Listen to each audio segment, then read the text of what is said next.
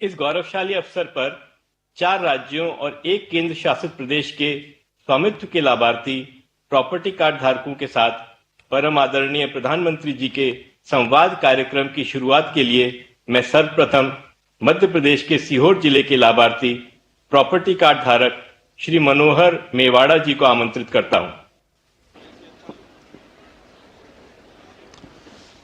नमस्कार सर। नमस्कार मनोहर जी, नमस्कार।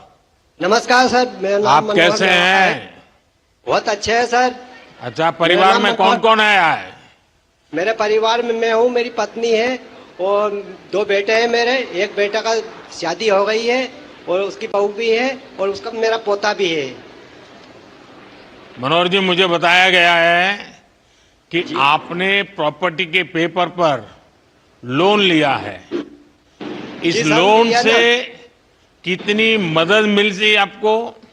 इससे आपके जीवन में क्या बदलाव आया? देश भर के लोग आप सुन रहे हैं आपको, तो मनोहर जी आपका अनुभव बताइए। मेरे को स्वामित्व योजना का पट्टा मिला सर मेरे को। मैं भी खुश हूँ, मेरा परिवार भी खुश है। मैं आपको प्रणाम करता हूँ, धन्यवाद देता हूँ मैं आपको। आपका भी बहुत बहुत धन्यवाद। मैं जानना चाहूंगा मनोहर जी। जी सर। जरा डिटेल में बताइए क्या क्या हुआ।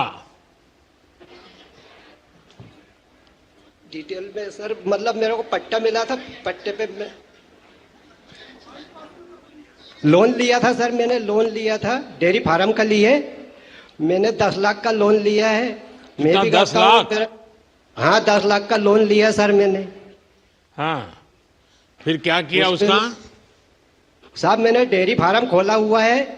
डेयरी फार्म में मतलब मैं भी करता हूँ, मेरे बच्चे भी करते हैं और उसके वजह से मैं खेती बाड़ी का भी काम करता हूँ और डेयरी फार्म को भी देखता हूँ। कितने पशु हैं आपके पास? 5 गाय है साहब और 1 भैंस है। उसमें 6 मवेशी है मेरे पास में। उसका ही बिजनेस चलता है मेरे। उसमें काफी प्रॉफिट होती है मेरे की। अच्छा, पहले लोन मिलने का कोई कारण नहीं था, अभी मकान का आपके पास पर्चा होने के कारण आपको लोन मिला? साहब, पहले मैं क्या है, मेरे पास कागज नहीं थे मकान के, तो मेरे को लोन लेने में सहूलियत नहीं थी। आज मेरे पास में मतलब मकान के कागज है तो मेरे को आज लोन लेने में फायदा होता है, क्योंकि किसी बैंक पे जाता हूँ तो मेरे को लोन मिल जाता है। अच्छा, ऐसा तो नहीं होगा ना कि अब लोन भी खर्चा हो जाए और कर्जदार बन जाए बच्चे? ऐसा तो नहीं होगा ना? नहीं, बच्चे ऐसे नहीं है साहब अपने, मतलब क्योंकि मैं जो चल रही है वही मेरे बच्चे चलते हैं। नहीं तो आप अच्छी कमाई हो रही है? साहब, अच्छी कमाई हो रही है, मतलब लोन वापस कर रहे हैं? जी। लोन भी वापस करते होंगे? नहीं साहब, मतलब 16,000 का आसपास की मेरी किस्तों आती है। तो मैं मतलब क्या है कि 30,000 की मेरी आमदनी है महीना की, तो उसमें मैं किस्तों भी चढ़ा देता हूँ और बाकी का मेरा घर का खर्चा भी चला लेता हूँ उसमें। चलिए मनोहर जी, बहुत अच्छा लगा। आपके केंद्र सरकार की योजना से आपके जीवन की मुश्किलें कम हुई, ये मेरे लिए बहुत ही सुखद है। और यह देखकर बहुत अच्छा लगा कि स्वामित्व योजना के माध्यम से आप जैसे लाखों परिवारों की आमदनी भी बढ़ रही है। जी सर। हमारी सरकार की प्राथमिकता है कि देश के हर नागरिक का, यानी स्वामित्व योजना के तहत गांव के करीब 2.25 करोड़ लोगों को अपने घर का पक्का कानूनी डॉक्यूमेंट मिला है। मैं इन सभी को बहुत बहुत बधाई देता हूं, अपनी शुभकामनाएं देता हूं। और आज के इस कार्यक्रम के कारण ये जिनके पास अब ये जमीन से जुड़े अपने